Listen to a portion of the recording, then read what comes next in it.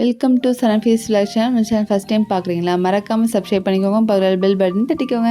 இன்றைக்கி ஒரு சூப்பரான ஈவினிங் ஸ்நாக்ஸ் ரெசிபி தான். வெஜிடபிள் பன்னீர் பராத்தா எப்படி செய்யணும் தான் பார்க்க போகிறோம்.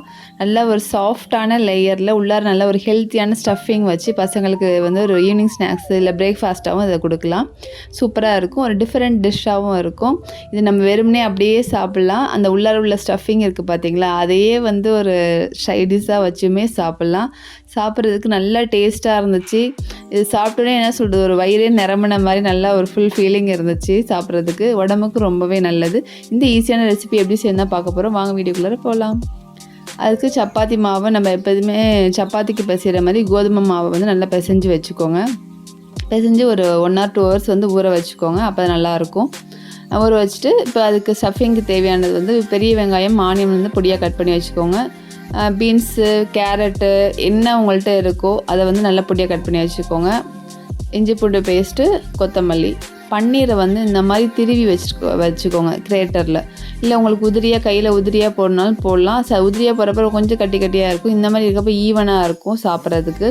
நம்ம ஸ்டஃபிங் வச்சு நம்ம தேய்க்கிறப்பையும் நம்மளுக்கு வந்து ஈவனாக வரும். அதுக்காக தான் அதை வந்து திருவி வச்சிட்டிங்கன்னா நல்லாயிருக்கும். இப்போ அடுப்பில் பேன் வச்சுக்கோங்க, எண்ணெய் ஊற்றிக்கோங்க. ஊற்றிட்டு ஒரு 4 வந்து பெருஞ்சீரகம் போட்டுக்கோங்க. பெருஞ்சீரகம் போட்டு நல்லா கொஞ்சம் பொரிஞ்சதுக்கப்புறம் பெரிய வெங்காயம் வச்சுருக்கோம் பார்த்தீங்களா, அதையும் போட்டு நல்லா வந்து வதக்கி விடுங்க. இது நம்ம ரொம்ப நேரம் வதக்கணும் எல்லாம் தேவையில்லை. ஜஸ்ட்டு இந்த ஸ்டஃபிங்காக தான் நம்ம ரெடி பண்ண போகிறோம். இந்த ஸ்டஃபிங்கை வந்து அப்படியே பச்சையாகவே மசாலாம் போட்டு உள்ளார ஸ்டஃபிங் வச்சு தேய்ச்சி அப்படியும் பராத்தா பண்ணிக்கலாம். இருந்தாலும் ஸ்டஃபிங் அந்த பச்சையாக வெங்காயம்லாம் பச்சையாக இருக்கப்போ பசங்க வந்து சாப்பிட்றது கொஞ்சம் இது பண்ணுவாங்க. அதனால நான் லைட்டாக அந்த மாதிரி சாட்டே பண்ணி உள்ளார ஸ்டஃப் பண்ணிவிட்டேன். இப்போ வெங்காயம் லைட்டாக வதங்கினதுக்கப்புறம் நம்ம கட் பண்ணி வச்சுருக்க வெஜிடபிள்ஸ் போட்டுக்கலாம். எனி வெஜிடபிள்ஸ் நீங்கள் யூஸ் பண்ணிக்கலாம். போட்டுட்டு இஞ்சி பூண்டு பேஸ்ட்டு போட்டுக்கோங்க. போட்டு நல்லா வதக்கி விடுங்க. இதுக்கு தேவையான அளவு உப்பு போட்டுக்கோங்க. உப்பு நிறையா போட்டுறாதீங்க. ஸோ வந்து அது தேவையான அளவு உப்பு போட்டுட்டு ஒரு 1/4 ஸ்பூன் வந்து கரம் மசாலா, ஒரே ஒரு சிட்டிகை, அதாவது என்ன சொல்கிற கலருக்காக ஒரு இதுக்காக காஷ்மீரி சில்லி பவுடர் நான் போட்டிருக்கேன். இதில் காரத்துக்கு பச்சை மிளகா வேணும்னா நீங்கள் ஆட் பண்ணிக்கோங்க. நான் வந்து ஆட் பண்ணல. சப்போஸ் உங்களுக்கு காரம் தேவைப்பட்டுச்சுன்னா பெப்பர் பவுடர் இல்லைன்னா சில்லி பவுடர் நீங்கள் வந்து ஆட் பண்ணிக்கலாம். நான் வந்து வெறும் கரம் மசாலாவை மட்டும் தான் ஆட் பண்ணியிருக்கேன். காஷ்மீர் சில்லி ஆட் பண்ணியிருக்கேன். ஆட் பண்ணிவிட்டு லைட்டாக நான் அது தண்ணி ஊற்றிருக்கேன் பார்த்தீங்களா, அந்த காய் வந்து வேகிறதுக்காக தான். சப்போஸ் நீங்கள் காய் போடலை அப்படின்னா இந்த தண்ணி கூட தேவையில்லை. லைட்டாக அந்த ஆனியன் வந்து ஆயிலே வதக்கியிருக்கு பார்த்தீங்களா, அதுவே உங்களுக்கு எனஃபாக இருக்கும்.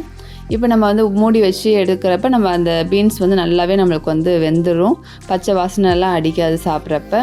ஸோ வந்து அந்த தண்ணி வந்து கொஞ்சம் லைட்டாக ட்ரை ஆகிறவளுக்கு நல்லா வந்து கிண்டி விட்டுட்டே இருங்க. ஸோ கிண்டி விட்டுட்டு நல்லா ஒரு இதுக்கு வந்து ஆயிலும் ரொம்பவும் தேவைப்படாது. ஏன்னா ஆயில் ரொம்ப இருந்துச்சுன்னா நம்ம தேய்க்கிறப்ப வந்து ஒரு மாதிரி ஆயிலாக தெரியும். நான் முதலே வந்து உப்பு போடல, நல்லா கடைசியாக போட்டிருக்கேன். போட்டு நல்லா வந்து வதக்கி விட்டு பாருங்கள், ஒன்று சொன்னாப்புல நல்லா வந்துருச்சு. ஓரளவு நல்லா ட்ரையாக வந்துருச்சு பாருங்கள். இதில் ஆயிலுமே ரொம்ப இல்லை. நம்ம ஸ்டஃபிங் வைக்கிறதுக்கும் நம்மளுக்கு வந்து ஈஸியாக இருக்கும். ஸோ இந்த ஸ்டேஜில் இந்த அளவுக்கு நல்லா வதக்குனதுக்கப்புறம் கடைசி ஸ்டேஜில் தான் நீங்கள் எல்லாமே வதக்கி முடித்ததுக்கப்புறம் நம்ம திருவி வச்சுருக்க அந்த பன்னீரையும் ஆட் பண்ணிக்கோங்க. பன்னீரை ஆட் பண்ணதுக்கப்புறம் ரொம்ப நேரம் அடுப்பை வந்து இப்போ ஆனில் வச்சுருக்காதீங்க. இதை போட்ட உடனே அடுப்பை ஆஃப் பண்ணிவிட்டு அந்த வெங்காயம் அந்த வெஜிடபிள்ஸோட பன்னீரை வந்து ஜஸ்ட் வந்து மிக்ஸ் பண்ணி மட்டும் விடுங்க. ஏன்னா அந்த சூட்டிலே வந்து பன்னீர் வந்து நல்லா ஒட்டிக்கும். அப்புறம் ரொம்ப ஒரு மாதிரி கட்டி கட்டியாக உருண்டு வந்துடும். அதுக்காக தான் நான் சொல்கிறேன். ஆஃப் பண்ணிவிட்டு அந்த சூட்டிலே நல்லா ஓரளவுக்கு கிளறி விட்டுட்டு கடைசியாக வந்து கொத்தமல்லி இலை போட்டு கிளறி வச்சுருங்க. பாருங்கள், நல்லா கிளறி விடுவோமே அதுவுமே வந்து நல்லா ஒட்டிக்கிச்சு பாருங்கள் கொஞ்சம் இதாக. ஸோ அதுக்காக தான் சொல்கிறேன். ஆஃப் பண்ணிவிட்டு இதை பண்ணுங்கள். பண்ணிவிட்டு நல்லா கொஞ்சம் ஸ்ப்ளிட் பண்ணி விட்ருங்க. நம்மளுக்கு வந்து ஈஸியாக இருக்கும். இப்போ இதை பண்ணதுக்கப்புறம் ஸ்டஃபிங் ரெடி பண்ணி வச்சுக்கோங்க. இப்போ வந்து தேவையான அளவு உருண்டையை வந்து உருட்டி எடுத்துக்கோங்க. நீங்கள் வந்து திக்காகவும் போட்டுக்கலாம், லேஸாகவும் அந்த ஸ்டஃபிங் வச்சு போட்டுக்கலாம் சப்பாத்தி. ஸோ 2 விதமானது எப்படி ஸ்டஃபிங் வைக்கிறது நான் சொல்லித்தரேன். ஃபஸ்ட்டு உருண்டையை நம்ம வந்து அந்த மாவில் வந்து டஸ்ட் பண்ணிவிட்டு நல்லா வந்து திரட்டி எடுத்துக்கோங்க. ஒரு மீடியம் சைஸில் எடுத்துக்கோங்க, ரொம்ப பெருசாக இல்லாமல். அப்போ தான் நம்மளுக்கு வந்து அந்த ஸ்டஃபிங் வைக்கிறப்ப நல்லா கொஞ்சம் திக் லேயராக இருந்தால் தான் வெளில வராமல் நல்லாயிருக்கும். ஸோ மீடியம் லேயராக திரட்டி எடுத்துகிட்டு இப்போ அந்த ஸ்டஃபிங்கை வந்து நம்ம வந்து அது நடுவில் வந்து சென்டரில் வந்து ப்ளேஸ் பண்ணிக்கோங்க. உங்களுக்கு எவ்வளோ ஸ்டஃபிங் வேணுமோ அது அந்த மாதிரி எடுத்து வச்சுக்கோங்க. ரொம்ப அதிகமாக இருந்துச்சுன்னா இதில் வந்து நம்ம நிறையா வச்சுக்கலாம். இந்த மாதிரி திரட்டி நம்ம வைக்கிறப்ப ஸ்டஃபிங் வந்து நிறையாவே வச்சுக்கலாம். ஓரளவு அந்த மீடியமாக சென்டரில் வச்சுட்டு இப்போ 4 பக்கம் இருக்குது பார்த்தீங்களா, அதில் ஒரு பக்கத்தை வந்து அப்படியே பாக்கெட் மாதிரி மூடணும். இருங்க, ஸ்டஃபிங் வச்சுட்டு காமிக்கிறேன். ஒரு பக்கெட்டை அந்த மாதிரி மூடிக்கோங்க. மூடிட்டு இந்த பக்கம் இன்னொரு பக்கம் அந்த மாதிரி மூடுங்க. இந்த மாதிரி 4 சைட்ஸும் வந்து க்ளோஸ் பண்ணிக்கோங்க பாக்கெட் மாதிரி. இப்போ க்ளோஸ் பண்ணிவிட்டு நம்ம திரும்பியும் அந்த பவுடரை வந்து நல்லா டஸ்ட் பண்ணி எடுத்துக்கோங்க. க்ளோஸ் பண்ணுறப்ப அந்த லேயரை வந்து நல்லா வந்து ப்ரெஸ் பண்ணி விட்ருங்க. விட்டுட்டு லைட்டாக அந்த பவுடரில் வந்து டஸ்ட் பண்ணி எடுத்துக்கோங்க. எடுத்துகிட்டு திரும்பி இதை வந்து லைட்டாக மெதுவாக தேய்ங்க. ரொம்ப அழுத்தி போட்டு தேய்க்காதீங்க. ஸோ ஓரளவு வந்து மெதுவாக அதை வந்து திக்காக தேய்ச்சி எடுத்துக்கோங்க. எல்லா பக்கமும் நல்லா வந்து சுற்றி விட்டு நல்லா தேய்ச்சிக்கோங்க.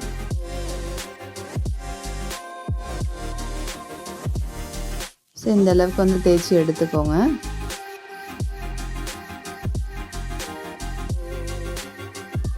அடுப்பில் வந்து நல்லா தோசைக்கல் காய வச்சுக்கோங்க. நல்லா கொஞ்சம் வந்து ஹீட் ஆகணும். ஹீட் ஆனதுக்கப்புறம் இந்த இதை சப்பாத்தி ஸ்டஃபிங் சப்பாத்தியை போட்டுக்கோங்க. போட்டுட்டு அடுப்பை வந்து சிம்மில் வச்சுருங்க. ஏன் அப்படின்னா நம்ம வந்து சப்பாத்தி ஸ்டஃபிங் வந்து கொஞ்சம் திக் லேயராக நம்ம இது பண்ணியிருக்கோம். அதனால் அது நல்லா வந்து வேகணும். சுற்றி வந்து நல்லா ஆயில் ஊற்றிக்கோங்க.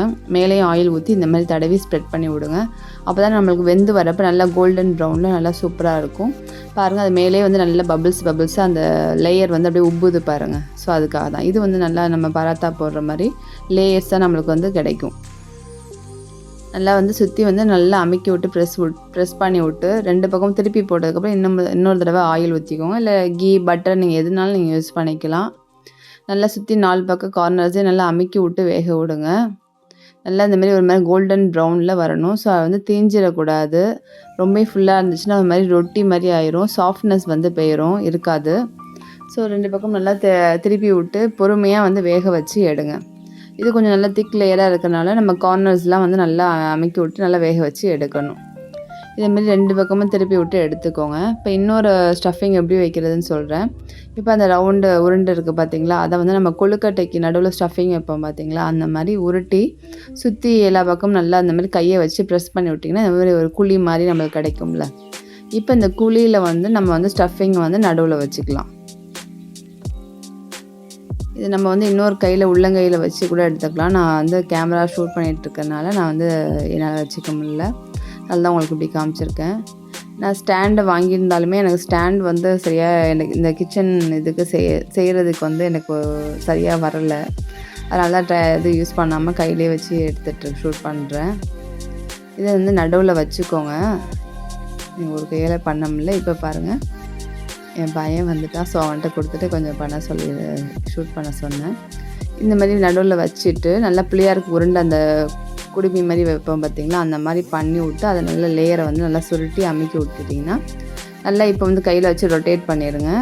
ரொட்டேட் பண்ணிவிட்டு இப்போ வந்து நம்ம தேய்க்கலாம். நல்லா பவுடரில் டஸ்ட் பண்ணி விட்டுட்டு தேய்ங்க, வெளியிலே வராது. இது ஒரு மெத்தடு. இந்த சப்பாத்தியை வந்து நம்ம வந்து கொஞ்சம் நைஸாகவும் திரட்டிக்கலாம். ரொம்ப வந்து திக்காக இல்லாமல் இதை கொஞ்சம் நைஸாகவும் திரட்டிக்கலாம். இது நல்லா நம்ம உருட்டி நல்லா விட்டுட்டிங்கன்னா அப்படியே அந்த இதோடய எல்லாமே ரோல் ஆயிரும். ஸ்டஃபிங் வந்து உள்ளார ரோல் ஆயிரும். பாருங்கள், இது கொஞ்சம் நல்லா நைஸாக திரட்டி எடுத்திருக்கேன். இதையுமே அடுப்பில் வந்து நம்ம வச்சுக்கோங்க. அடுப்பில் வந்து போடுறப்ப பக்குவமாக நீங்கள் போட்டு எடுத்தால் தான் நல்லா ரொட்டி மாதிரியும் இருக்காது, ரொம்பவும் வந்து அது என்ன சொல்கிறது ஒரு மாதிரி ட்ரையாகவும் இருக்காது.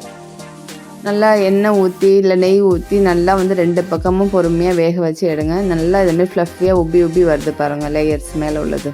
அவ்வளோதாங்க. இதே மாதிரி எல்லா சப்பாத்தியும் நீங்கள் போட்டு எடுத்துக்கோங்க. ஒரு ஈவினிங் ஸ்நாக்ஸ் ரெசிபி வெஜிடபிள் பன்னீர் பராத்தா ரெடி ஆயிடுச்சு. இதை உங்கள் பசங்களுக்கு செஞ்சு கொடுங்க. சைடிஷே தேவையில்லை, அந்த ஸ்டஃபிங்கே சைடிஷாக வச்சு சாப்பிட்லாம். டேஸ்ட்டு சூப்பராக இருக்கும். கண்டிப்பாக ட்ரை பண்ணி பார்த்துட்டு எப்படி கமெண்ட் பண்ணுங்கள். மறக்காமல் சன்ஃப்ளவர் சப்ஸ்கிரைப் பண்ணிக்கோங்க. பிடிச்சிருந்தா லைக் பண்ணுங்கள், ஷேர் பண்ணுங்கள். தேங்க்யூ.